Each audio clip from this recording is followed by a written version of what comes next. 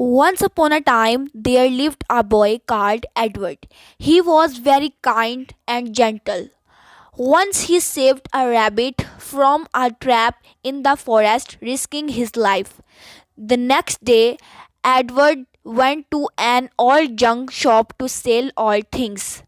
The owner of the shop was a strange looking man. He said, "Hey boy, do you want this ring?"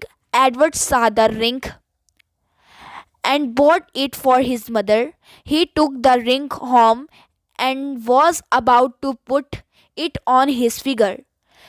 Just then he heard a whizzing sound, and there before stood, heard short stories, him a pretty fairy. The fairy said, "No, Edward, don't wear it." Edward was so scared and he asked, "Why not? Who are you?"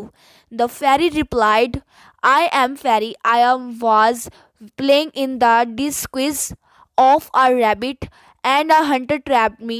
You saved my life, so I came to save yours. The ring is poisoned. If could kill you as you wear it." "Thank you, fairy," Edward said. To this the fairy said, "Edward, your self's act saved you."